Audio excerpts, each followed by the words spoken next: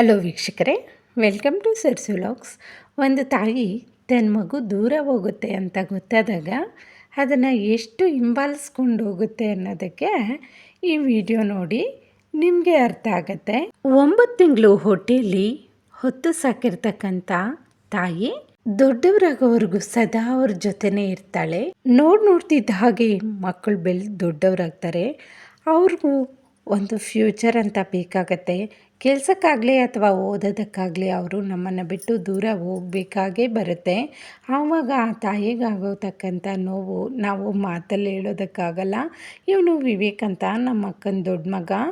ಇವನು 4-5 ವರ್ಷದಿಂದ ನಮ್ಮ ಮನೆಯಲ್ಲೇ ಇದ್ದಾನೆ. ನನಗೂ ಸಹ ತುಂಬ ಕ್ಲೋಸ್ ಆಗಿದ್ದ. ನಮ್ಮ ಲಿಖಿತನೂ ಸಹ ಇವನ್ನ ತುಂಬ ಹಚ್ಕೊಂಡಿದ್ಲು. ನಮ್ಮ ಮನೆಯವ್ರಿಗಂತೂ ಬಾಯಿ ಬಿಟ್ಟರೆ ವಿವಿ ವಿವಿ ಅಂತ ಕರಿತಾಯಿದ್ರು ಪ್ರತಿಯೊಂದಕ್ಕೂ. ಇವನಿಗೆ ಇವಾಗ ಮೆಡ್ರಾಸ್ಗೆ ಹೋಗ್ತಾ ಇದ್ದಾನೆ. ಅವನಿಗೆ ಅಲ್ಲಿ ಜಾಬ್ ಆಗಿದೆ. ಅದಕ್ಕೋಸ್ಕರ ನಮ್ಮ ಲಿಖಿತ 10 ಸತಿ ಬರ್ತಾಳೆ ಅಣ್ಣ ಅಣ್ಣ ಅಂತ. ನನಗಂತೂ ತುಂಬ ಬೇಜಾರೇ ಆಯಿತು ಅವನ್ನ ಅಷ್ಟು ದೂರ ಕಳಿಸ್ಕೊಡೋದಕ್ಕೆ.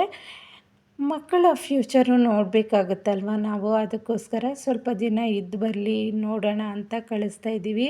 ನಮ್ಮ ಅಕ್ಕಗಾದರೆ ಇಷ್ಟನೇ ಇರಲಿಲ್ಲ. ನಾವು ಅವತ್ತು ಹೋಳಿಗೆ ಊಟ ಎಲ್ಲ ಮಾಡಿದ್ವಿ. ಅವರು ಊಟ ಮಾಡಿಕೊಂಡು ನೈಟು 10 ಗಂಟೆಗೆ ಇಲ್ಲಿ ಹೊರಡಬೇಕು.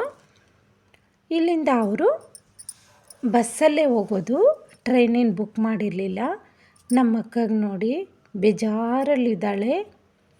ನಂತರ ಅವಳು ದೇವ್ರ ಕುಂಕುಮ ಎಲ್ಲ ನಮ್ಮ ಮನೆಯವ್ರಿಗೆ ಹಾಗೆ ಅವ್ರ ಮಗನಿಗೆ ಹಚ್ತಾ ಇದ್ದಾಳೆ. ಹೋಗಿ ಬನ್ನಿ ಅಂತ. ನನಗೂ ಬೇಜಾರಾಯಿತು. ಅವಳು ಒಂಥರ ಹತ್ಕೊಬಿಟ್ಲು, ನಾನು ಹತ್ಕೊಂಬಿಟ್ಟೆ.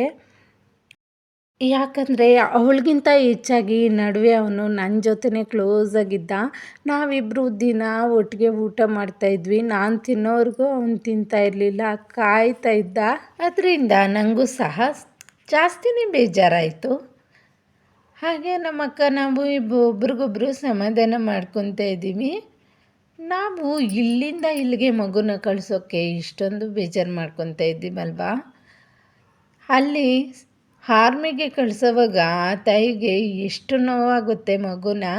ಅವರೆಲ್ಲ ಎಷ್ಟು ಸಮಾಧಾನ ಮಾಡಿಕೊಂಡು ಆ ಮಗುನ ಅಷ್ಟು ದಿನ ಬಿಟ್ಟಿರ್ತಾರೆ ಅಂತ ಒಬ್ರಿಗೊಬ್ಬರು ಸಮಾಧಾನ ಮಾಡಿಕೊಂಡು ಸುಮ್ಮನೆ ಆದ್ವಿ. ನಮ್ಮ ಲಿಖಿತ ಅಂತೂ ಅಣ್ಣ ಬ್ಯಾಗಲ್ಲೆಲ್ಲ ಇಟ್ಕೊಂಡಿದ್ದೀಯಾ, ಎಲ್ಲ ಚೆಕ್ ಮಾಡ್ಕೋ ಅಂತ ಎಲ್ಲ ಹೇಳ್ಕೊಡ್ತಾ ಇದ್ದಾಳೆ. ಅವಳಿಗೆ ಅವರಣ್ಣ ಅಂದರೆ ತುಂಬ ಇಷ್ಟ. ಅವರಿಬ್ಬರು ಯಾವಾಗಲೂ ಓದ್ಕೊತಾಯಿದ್ರು, ಜೊತೆಗೆ ಆಟ ಆಡ್ಕೊತಾಯಿದ್ರು, ಎಲ್ಲನ ಹೋಗಿ ಬರುವಾಗ ಜೊತೆಗೆ ಹೋಗ್ತಾಯಿದ್ರು.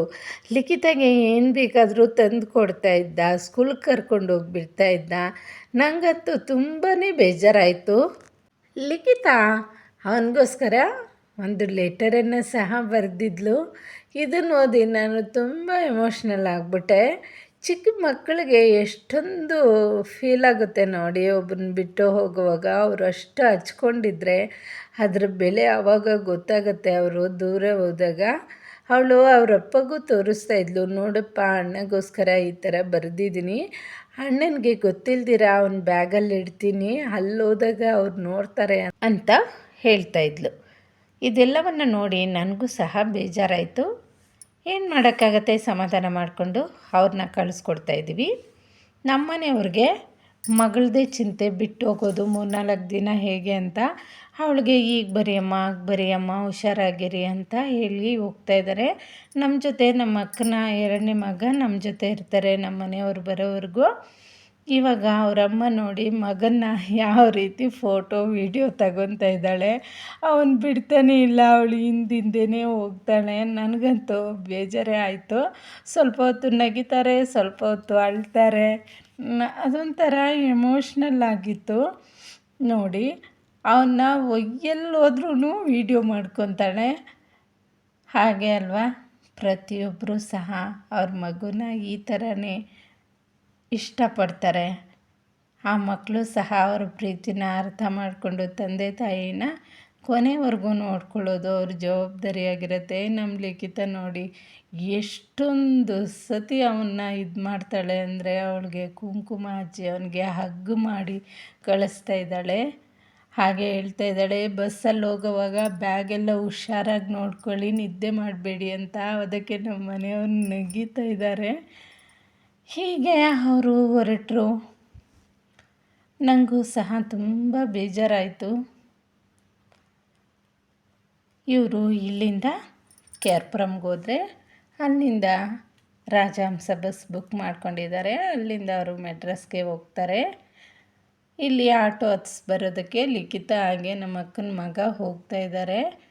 ನಮ್ಮ ಅಕ್ಕ ಇರಲಿಲ್ಲ, ಅವನ ಹಿಂದೆ ಹಾಗೆ ಹೋಗ್ತಾ ಇದ್ದಾಳೆ, ಅವನು ಹಿಂಬಾಲಿಸ್ಕೊಂಡು ಹೋಗ್ತಾಳೆ. ನೋಡೋರ್ಗೆ ಅನಿಸುತ್ತೆ ಏನಪ್ಪ ಇದರಲ್ಲಿ ಏನಿದೆ ಕಳಿಸ್ಕೊಡ್ಬಹುದು ಅಂತ.